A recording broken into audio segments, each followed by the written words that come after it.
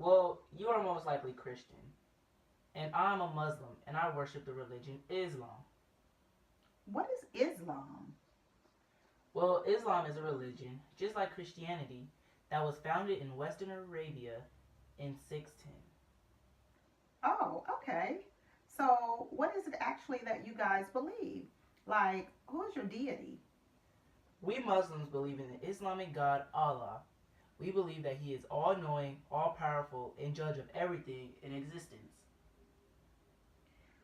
Okay, so this is somewhat off topic, but what do you want to be when you grow up?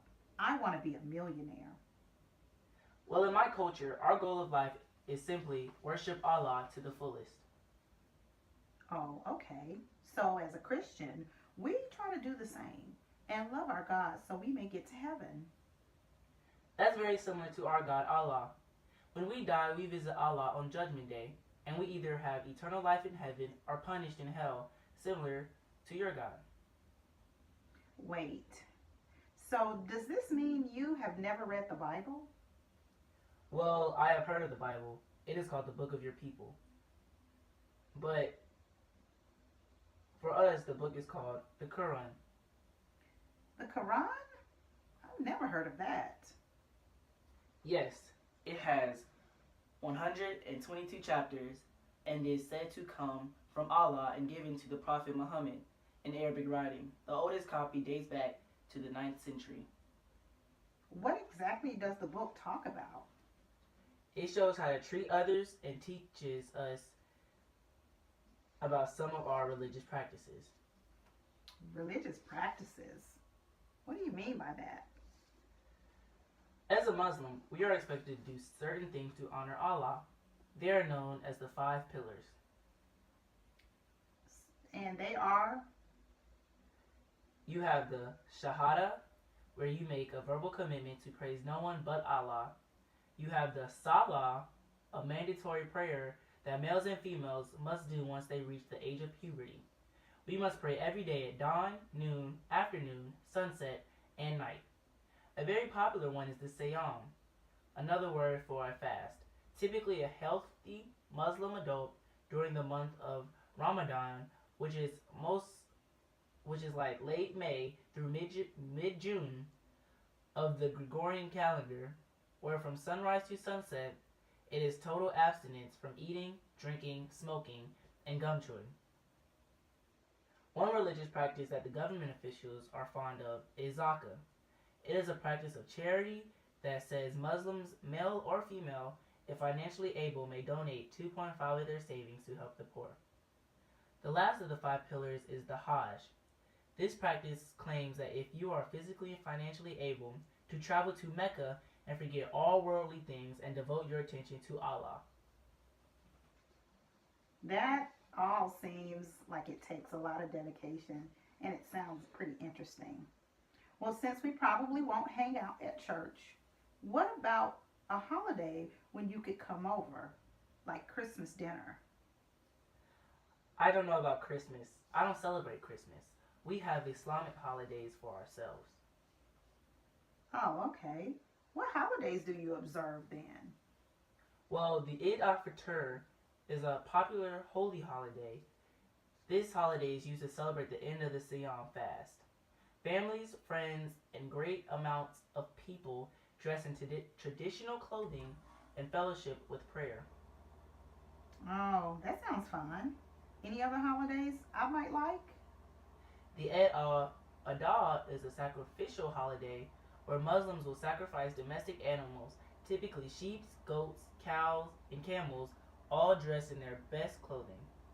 This holiday is to show respect to the Prophet Abraham's willingness to sacrifice his son for Allah. You may know him as Abraham, though. Oh, yeah. I've heard of Abraham, and I know that story. What else? A very festive holiday would be the celebration of Muhammad's birthday. This holiday is held in many Muslim countries on the 12th of Rabi al-Awwal, or the 20th of April. We use this holiday to highlight the mission, message, and life of the Prophet Muhammad. I had no idea. That's a neat necklace, Amir. What is it? Well, actually, it's the Islamic symbol. It is a star and a crescent. It is called the Hilal and means past and present. I'm just so surprised. I've never heard of this religion before. I'm shocked as well because Muslims are always in the news. In the news for what? Well, being a Muslim is very controversial. We are in the news for negative things and often stereotyped. That's a bummer. Tell me, what kinds of things? Well, one controversy is that the Muslim religion is violent and associated with terrorism, when really it's a small group that do these things like ISIS. They are called extremists. That's terrible. Also in the news, Americans often talk about the distrust they have with Muslims, especially after 9/11. Research says that Muslims often lie about their religion and race to be respected in America. I just don't know if I could be a Muslim with all the prejudice that you guys face. But you would be a Muslim woman, which is twice as bad. In non Islamic countries, Muslim women are oppressed and faced with inequalities, whereas the Quran says women and men are equal in the eyes of Allah. That seems unfair to women. Let's change the mood a little bit. Tell me a little bit more about Muhammad. Muhammad is our caliph, or our chief, basically our civil and religious ruler. Me being a lady, can I be a Muhammad? Well, you can't be Muhammad himself, but you could very well lead in prayer ceremonies and things of that sort, similar to a Christian minister. You are the first Muslim I've ever met, Amir. How many Muslims are there? Well, the Muslim religion is growing fast actually. With the migration of Muslims across the world and ISIS, there are about 1.6 million Muslims in the world. We are the second largest religious group after Christianity. Wow, Amir. I have learned so much from you today about your religion. But I have to go. So I guess I'll see you on Monday at school. Wow, I didn't even get her name. But I guess I'll see her around.